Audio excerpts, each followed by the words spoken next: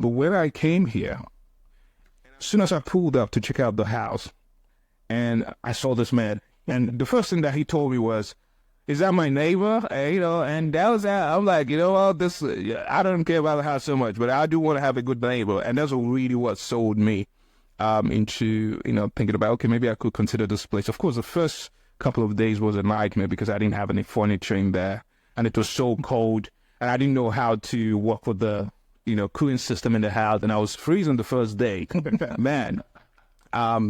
So that was really how I met Dave, how I met Calvin. But Dave, I think I'm trying to think about the first day that we met. Yeah, I think Was it on Christmas? Around Christmas? I remember coming home. Yes, it was Christmas. I think you moved in right around that time. Yes. You left a nice little. It was something small, on the door. Oh yeah. And Sean was here at the time. I remember telling him, I was like, "My gosh, we need to bring this back." People just move in and they don't meet each other. Right. This is where you spend your quality of life. Yeah. This is where you come. You want to live with the right, with a good people, and just I don't know. Yeah. So from there, I think you and Jesse came out, and I went over and introduced myself and all that other good stuff. Yeah. When did you move into the neighborhood? It was 2005. 2005. That's a long time there. Been here what? What made you choose this area though? The school system. I was thinking in 2005, the housing market was crazy. We were being outbidded. And when we looked at our house, there was probably, I don't know, anywhere from a dozen to 2 dozen folks out here, looking at the same house, throwing pages signs with fold signs. We were like, we're never going to get this house. Yet looking at so many houses, within our budget. To the point where our agent told us, "Hey, you need to write a letter to say, hey, we're a young couple with a brand new baby. Please sell us your house." But thanks to the good Lord, we were able to close on the house. But wow, it was a difficult time in 2005. Hey, you guys moved from Norfolk, is it? No, we were in apartments. We had just got married 3 years prior, and we were over in apartments right down the street, and we were looking, but. There was bigger houses in other communities, but the school system really got. Because as soon as you move outside of Virginia Beach to a place. Well, there's other great school systems in the area, but I think we picked the right one. What would you think? Would you say is what did you like most about living in Virginia Beach? Me personally, I like at least this area, the India. I like the diversity of the area. It's within Hampton Roads. It's all this, it's all that. Right. But here you just have a diverse group of people. Right. In the military, folks, all different backgrounds. Yeah. No matter what part of the city you're in.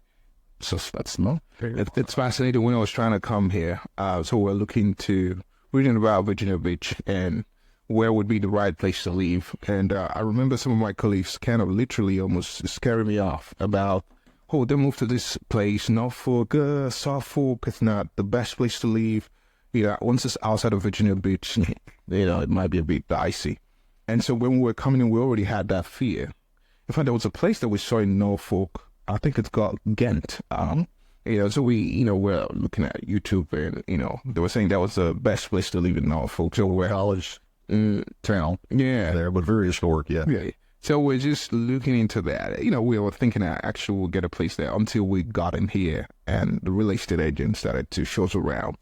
And I guess it made sense. But the other reason why I think we chose Virginia Beach was because we realized that most of the people living here are either ex-veterans. And there's a sense of security that comes with that, knowing that nobody will act up because almost anybody's ready for a comeback at any time, right? And there was just a sense of security with that, especially for my wife, that kind of liked that in a sense, And what about you? When did you move in? So I moved in here in August of 2015. So 10 years after Kevin. So I was the second member of this team to move in. And so I was looking for a home in Chesapeake, Virginia Beach, somewhere. Again, my background's Chesapeake. So, one of the reasons I want to stay there, obviously, is family around this area. And the second reason was back years ago, Chesapeake was rated the 5th safest city in the country based on population. So when there was a house that opened up on the other side of the neighborhood, and I said, I really want that. Let's put an offer down on it. And the next day, I went to see it, put an offer on it. It was already gone. It'd been on the market for 2 days. So I told my agent, next house that comes open in that neighborhood, and what do you say? There's probably 100 homes here in this neighborhood. Next one that comes open, I'm buying it. And she was like, wow, hold on now. I said, no, I just like the community. I've ridden around there, you know, and if you're looking to purchase a house, you want to drive around the neighborhood at nights and on the weekends and see what it's about. But I did all that, and then this home came open, and I drove out here the same day it was open, and I told her, look, I want to put an offer. She was like, we got to go see the house first. And she goes, we're gonna go tomorrow. I said, well, you can go tomorrow. I'm going tonight. And so she had to move some stuff around that night. I put an offer on this house, and got it. Wow. And then that was when I was introduced to Kevin, and we had a not so nice neighbor that lived beside me. And maybe we can get into that story somewhere. So they don't see this. Are they out now? Oh, okay. He's moved out, but again, I'll speak for myself. I don't know what your opinion. The guy was nice. He didn't do anything in the world for you. Just had some really bad peers, acquaintances. Absolutely. You know, so from there, it's Kevin's always out there. He's the mediator. He's the Joneses. Right. Always watching his cars, and it's so funny because there's been times, a couple of weeks where he's been behind or something. I think he's been traveling. I'll go out there and watch my car, and I'm like, I got you. He's out there. Well, I was like, it's time for me to watch my others up. And I think that the show's called the Three Neighbors, right? Yeah. And there's this broken window analogy that people are familiar with. And, when you see people doing right by the community, I think if you were raised right, you want to mirror that. You take pride in your community, and that's I know Kevin and his family have a sense of pride about that, and that just, it makes me want to have that same pride. Even sometimes I'm lazy or not feeling good, and it pushes me to make sure that I'm doing okay. It's amazing. You say something about washing your car. It's funny how that's no longer a thing that people do these days. Like, just, what do you mean?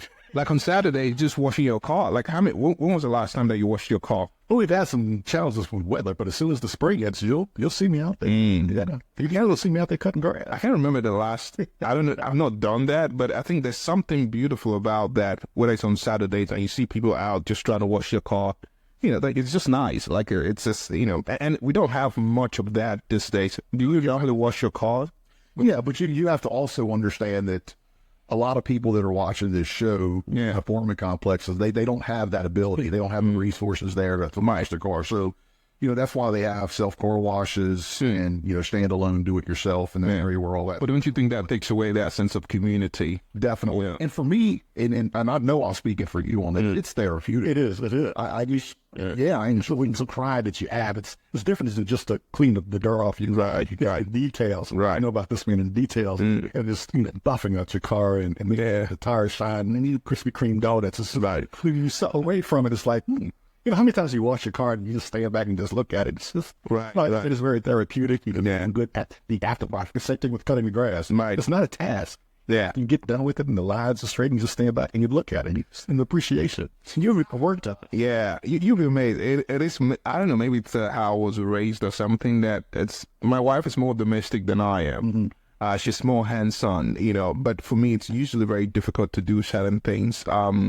Like I go mow the lawn, it's like, it doesn't come to me naturally. And when I see Kevin do that, I'm kind of inspired, and it's fascinating, which is also part of the reason why we started this, because we wanted to have this kind of conversations to see how, some of the things that we do, how they can help us, I guess, live a better life as good neighbors and, draw from that. And hopefully maybe you also have the same experience as well.